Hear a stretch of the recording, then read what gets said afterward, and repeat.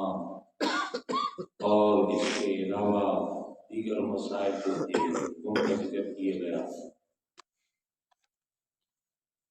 اس حدیث کے اندر امام الانبیاء صلی اللہ علیہ وسلم نے مسجد قباء اور اپنی حدیث میں اپنی مسجد نبی کی عظمت اور شان کو بیان فرمایا ہے۔ دنیا میں سب سے بڑی مسجد عظمت کے لحاظ سے بھی، برکت کے لحاظ سے بھی اور جو ہے وہ احاطے کے اعتبار سے بھی مسجد حرام ہے، اور اس کے بعد مسجد نبوی ہے، اور برکت اور عظمت کے حوالے سے تیسرے نمبر پہ مسجد اقصیٰ ہے، اور پھر چوتھا نمبر برکت کے حوالے سے مسجد قباء کا آتا ہے۔ حضرت اسید بن زید فرماتے ہیں، انصاری ہے، یہ حضور کے صحابہ میں سے ہیں، یہ فرماتے ہیں کہ نبی اکرم صلی اللہ علیہ وسلم نے فرمایا مسجد قباء میں نماز پڑھنا ایک عمرہ کرنے کی طرح ہے۔ مسجد قباء مسجد نبی کے شمال میں واقع ہے، یہ تقریباً 3 میل یا اس سے تھوڑا سا کم زیادہ واقعی پہ دوری پہ موجود ہے۔ مسجد قباء میں جانا، مسجد قباء میں نماز پڑھنے کے لیے پیدل خاص طور پہ یہ میرے مصطفیٰ کی سنت ہے۔ گاڑی میں بھی جا سکتے ہیں، سواری میں بھی جا سکتے ہیں، اگر اللہ نے ہمت دی ہے تو وہاں اگر بندہ جائے اس مقدس سرزمین پہ تو پیدل جا سکتا ہے تو پیدل جانا چاہیے۔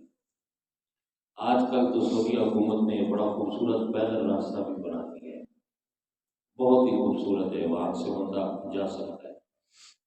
بہرحال جس دن جائیں اور پورے ہفتے میں مسجد میں جا سکتے ہیں، یہ مستحب ہے، وہاں نفل پڑھیں تو آپ کو ایک عمرے کا ثواب ملے گا، لیکن خاص طور پہ ہفتے والے دن رسول اللہ صلی اللہ علیہ وسلم کی سنت ہے قباء میں پیدل جانا۔ آپ ہر ہفتے کو یعنی اتوار سے لے کر جمعے تک آپ امت کے معاملات میں مصروف رہتے ہیں، امت کے کام کاج میں، وفد آ رہے ہیں ان سے مل رہے ہیں، کوئی قافلے بھیج رہے ہیں، لشکر بھیج رہے ہیں۔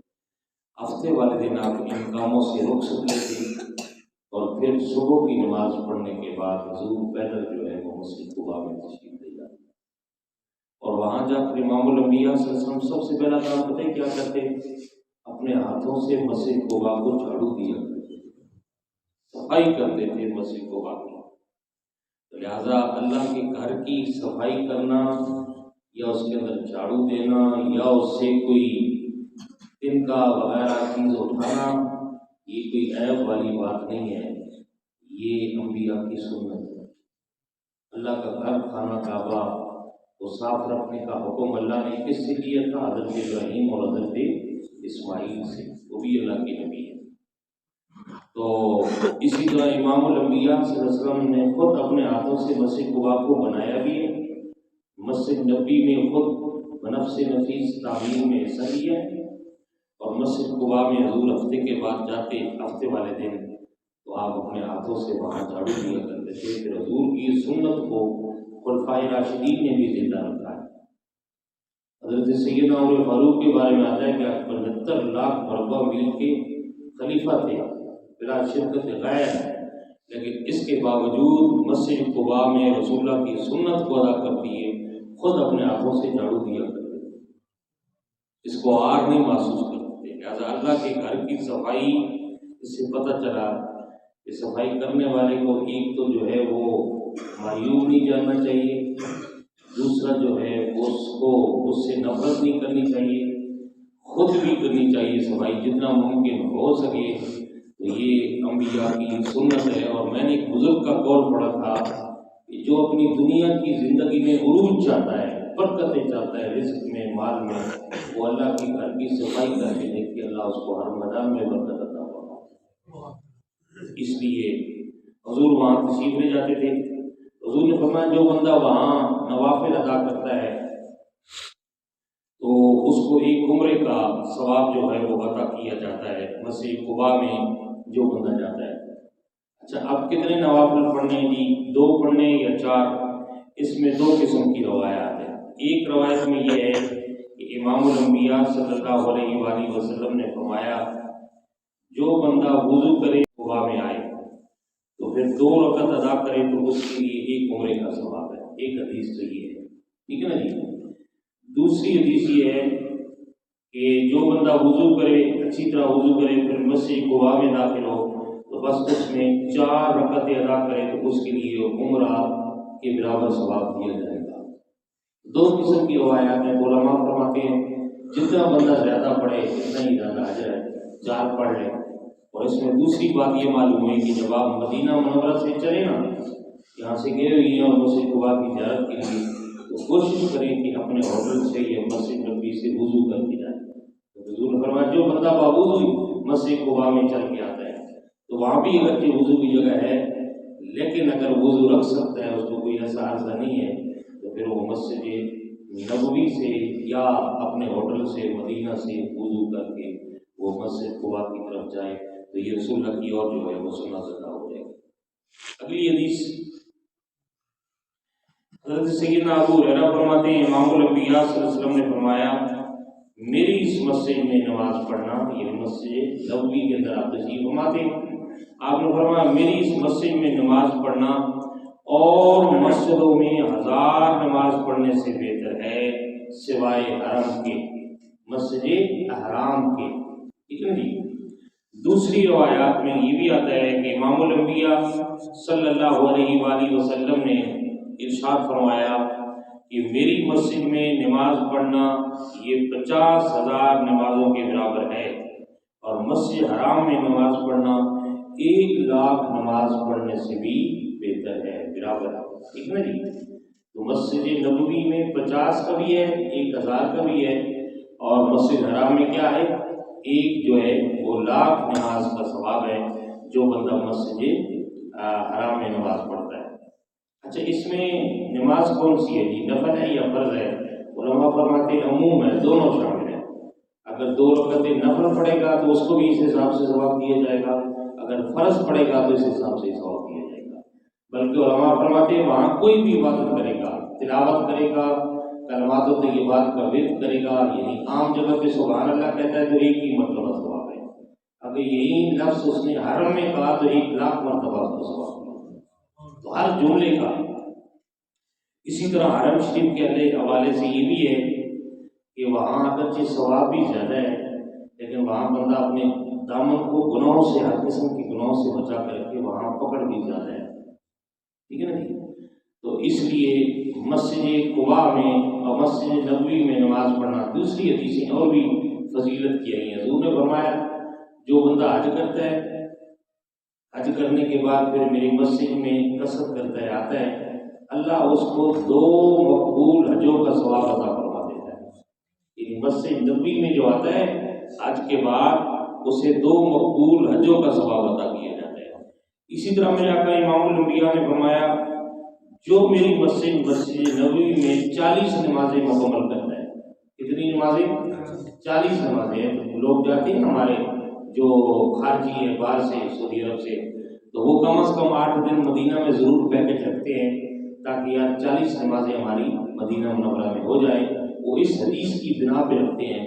حضور نے فرمایا جس نے میری مسجد میں 40 نمازیں پڑھی اللہ تبارک و تعالیٰ اس کو 2 آزادیاں عطا فرما دیتا ہے، ایک جہنم سے آزادی اور ایک نفاق سے آزادی عطا فرما دیتا ہے۔ تو اس لیے 2 مساجد، 3 مساجد ہیں جن کے اندر حضور نے خود ثواب بیان کیا ہے، 4 مساجد جن میں مسجد حرام ہے، مسجد نبوی ہے، مسجد اقصیٰ ہے تیسرے نمبر پہ برکت کے حوالے سے، اور پھر مسجد قباء ہے۔ اور مسجد اقصیٰ کے بارے میں حضور نے فرمایا 1,000 نماز کا ثواب دیا جائے گا جو بندہ وہاں ادا کرتا ہے، بس 1 نماز ہوتا ہے۔ تو بہرحال یہ ان مساجد کی فضیلت ہے، مقام ہے۔ بہرحال مسجد نبوی کا کیا کہنا، یہ تو رسول اللہ کی آخری آرامگاہ ہے، حضور کی اپنی مسجد ہے، حضور نے خود اپنے ہاتھوں سے بنایا ہے۔ حضور قیامت تک کسی مسجد میں جلوہ افروز ہے، اور قیامت والے دن یہیں سے اٹھائے جائیں گے، اور وہاں ایک ایسا زمین کا ٹکڑا ہے مسجد نبوی میں جس کو ریاض الجنہ کہتے ہیں، جنت کا ٹکڑا ہے، حضور کے حجرے سے لے کر آپ کے ممبر شریف تک جو درمیان کا ٹکڑا ہے، تو وہاں ریاض الجنہ ہے، یعنی کیا معنی؟ حقیقتاً وہ جنت کا ٹکڑا ہے۔ بعض علماء نے فرمایا اس کا معنی یہ ہے کہ وہاں جو نفل پڑھے گا اس کو جنت ملے گی، ٹھیک ہے نا جی، وہاں جو نماز پڑھے گا اس کو کیا ملے گی؟ عبادت کرے گا جنت ملے گی۔ شاہ عبد الحق محدث دہلوی نے فرمایا نہیں، میرے نزدیک یہ معنی ٹھیک نہیں ہے۔ فرماتے یہ تو مسجد ریاض الجنہ کے ساتھ خاص نہیں ہے، آپ دنیا کی کسی مسجد میں کسی جگہ بھی عبادت کریں تو اللہ کی برکت نصیب ہوگی، اس کے بدلے میں اللہ آپ کو جنت عطا کرے گا۔ فرماتے حقیقت میں یہ جگہ ریاض الجنہ جو ہے مسجد نبوی میں، یہ جنت کا ٹکڑا ہے۔ اللہ نے اپنے نبی کے آرام کے لیے جنت سے یہ ٹکڑا اتار کر زمین پہ رکھا ہے تاکہ میرے نبی قیامت تک یہاں آرام کریں، اور جب قیامت برپا ہوگی اس ٹکڑے کو اٹھا کر پھر جنت میں رکھ دیا جائے گا۔ یہ مسجد نبوی ہے، اس کی عظمت ہے۔ اور پھر یہ کہاں تک ہے؟ کوئی کہہ سکتا ہے کہ مسجد نبوی تو جو ترکیوں نے بنائی ہے یہی اس دور میں حضور کے زمانے میں اتنی تھی، ایسے بھی کم تھی، تو اب تو مسجد نبوی وہاں تک ہے جو حضور کے زمانے میں پورا شہر مدینہ تھا۔ پورے شہر مدینہ جس وقت حضور کے زمانے میں جو تھا نا، اس وقت وہاں ساری مسجد نبوی ہے، مسجد نبوی کی حدود ہے۔ تو اس پہ علماء فرماتے ہیں حضور پہلے ہی فرما گئے، حضور نے فرمایا کہ اس مسجد میں جتنی بھی زیادتی کی جائے گی یعنی توسیع کی جائے گی، جہاں تک بھی کی جائے گی مسجد بھی کہلائے گی۔ حضور نے پہلے ہی کہہ دیا، حضور نے پہلے ہی فرما دیا ہے کہ جتنی بھی اس کی توسیع کی جائے گی، یہاں تک کہ اس کو توسیع کرتے کرتے کرتے جو ہے وہ جبل اور تک لے آئے، حضور نے فرمایا تب بھی یہ میری مسجد ہے، ٹھیک ہے نا جی، تب بھی یہ کیا ہے، اس کو وہی اجر ہے، وہی ثواب ہے۔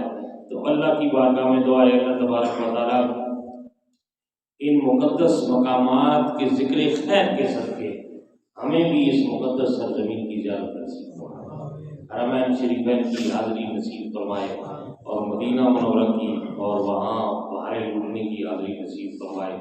یقیناً مدینہ منورہ وہ ہے جس کے لیے اللہ کے فرشتے بھی متمنی ہوتے ہیں۔ 70,000 فرشتوں کی جماعت ہر روز حضور کے روضہ اطہر پہ سلام پیش کرنے کے لیے آتے ہیں، اور روایت کا رہتا ہے جو جماعت ایک مرتبہ آ جاتی ہے قیامت تک پھر دوبارہ اس کا نمبر نہیں لگے گا، دوبارہ نہیں آ سکتے۔ یہ ہم گناہ گار ہیں، حضور کرم فرماتے ہیں بار بار اپنے در پہ ہم گناہ گاروں کو بلاتے ہیں، ورنہ فرشتے پاک ہستیاں گناہوں سے پاک نوری ملائکہ مخلوق اللہ کی، وہ ایک مرتبہ جو جماعت ہے قیامت تک اس کا نمبر نہیں آئے گا۔ تو یہ مسجد نبوی اور یہ مدینہ منورہ کی عظمت ہے، اور بھی جو اس کی عظمتیں ہیں۔ حضور نے فرمایا میرے شہر مدینہ منورہ میں نے پچھلے چند جمعے سے پہلے اس کی فضیلت بیان کی تھی کہ دنیا کے جتنے بھی شہر ہیں ان کی رکھوالی انسان کرتا ہے، فرشتوں مسجد نبوی اور مسجد حرام کی رکھوالی اللہ کے فرشتے کر رہے ہیں۔ یہاں دجال کا فتنہ بھی نہیں آ سکتا، زلزلے بھی نہیں آ سکتے، یعنی یہاں کوئی فتنہ برپا نہیں ہو سکتا۔ حضور فرماتے قرب قیامت ساری دنیا سے ایمان اٹھ جائے گا، لیکن مدینہ منورہ میں سارا ایمان سبڑ کے آ جائے گا، یہاں اس وقت بھی لوگ ایماندار ہوں گے۔ یہ مدینہ کی عظمت ہے، یہ مقام ہے۔ اللہ ہم سب کو سرزمین کی زیارت نصیب فرمائے۔ وما علینا الا البلاغ المبین۔ الحمد للہ رب العالمین، والصلاۃ والسلام علی